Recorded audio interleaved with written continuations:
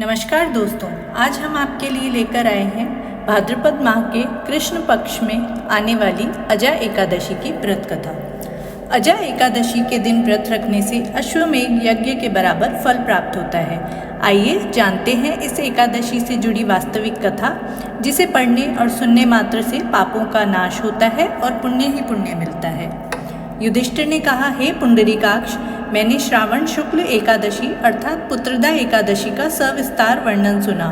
अब आप कृपा करके मुझे भाद्रपद माह के कृष्ण पक्ष की एकादशी के विषय में भी बतलाइए। इस एकादशी का क्या नाम है और इसके व्रत का क्या विधान है? इसका व्रत करने से किस फल की प्राप्ति होती है? श्री कृष्ण ने कहा, हे कुंती पुत्र, भाद्रपद माह के कृष्ण पक्ष की एकादशी को अजा एकादशी कहते हैं।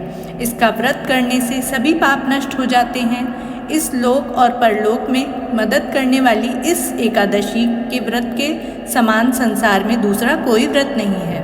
अब ध्यानपूर्वक इस एकादशी का महात्म्य श्रवण करो। पौराणिक काल में भगवान श्री राम के वंश में अयोध्या नगरी में एक चक्रवर्ती राजा हरिश्चंद्र नाम के राजा हुए थे। राजा अपनी सत्यनिष्ठा और ईमानदारी के लिए प्रसिद्ध थे। एक बार देवताओं ने उनकी परीक्षा लेने की योजना बनाई। राजा ने स्वप्न में देखा कि ऋषि विश्वामित्र को उन्होंने अपना राजपाट दान दिया है। सुबह विश्वामित्र वास्तव में उनके द्वार पर आकर कहने लगे, तुमने स्वप्न में जो अपना राज्य दान कर दिया था वह मुझे दे दो।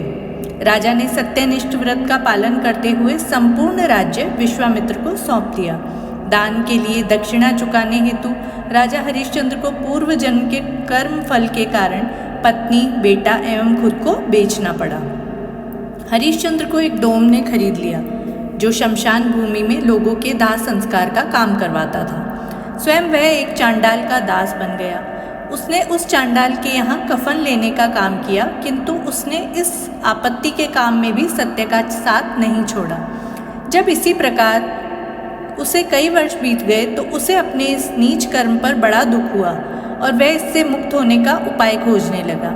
वह सदैव इसी चिंता में रहने लगा कि मैं क्या करूं, किस प्रकार इस नीच कर्म से मुक्ति पाऊं। एक बार की बात है, वह इसी चिंता में बैठा था कि गौतम ऋषि उसके पास पहुँचे। हरिश्चंद्र ने उन्हें प्रणाम किया और अपनी दुख भरी कहानी सुनाई। राजा हरिश्चंद्र की दुख भरी कहानी सुनकर महर्षि गौतम भी अत्यंत दुखी हुए और उन्होंने राजा से कहा, हे राजन, भादो माह के कृष्ण पक्ष की एकादशी का नाम अजा है। तुम उस एकादशी का विधान पूर्वक व्रत करो और रात्रि जागरण करो। इससे तुम्हारे सभी पाप नष्ट हो जाएंगे। महर्षि गौतम इतना कहकर अंतर्ध्यान हो गए। अजा नाम की एकादशी आने पर राजा हरिश्चंद्र ने महर्षि गौतम के कहे अनुसार विधान पूर्वक उपवास और रात्रि जागरण किया। इस व्रत के प्रभाव से राजा के सभी पाप नष्ट हो गए। उस समय स्वर्ग में नगाड़े बजने लगे और पुष्पों की वर्षा होने लगी। उन्होंने अपने सामने ब्रह्मा, विष्णु, महेश और देवेंद्र आदि देवताओं को खड़ा पाया।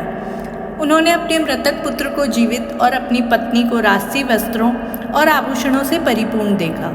व्रत के प्रभाव से राजा को पुनः अपने राज्य की प्राप्ति हुई।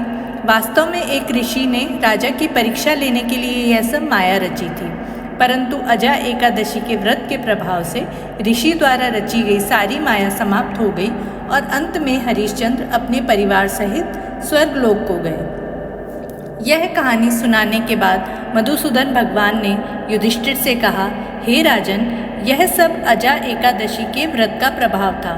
जो मनुष्य इस उपवास को विधान पूर्वक करते हैं और रात्रि जागरण करते हैं, उनके सभी पाप नष्ट हो जाते हैं और अंत में वे स्वर्ग को प्राप्त होते हैं। इस एकादशी व्रत की कथा के श्रवण मात्र से ही अश्वमेध यज्ञ के फल की प्राप्ति होती है।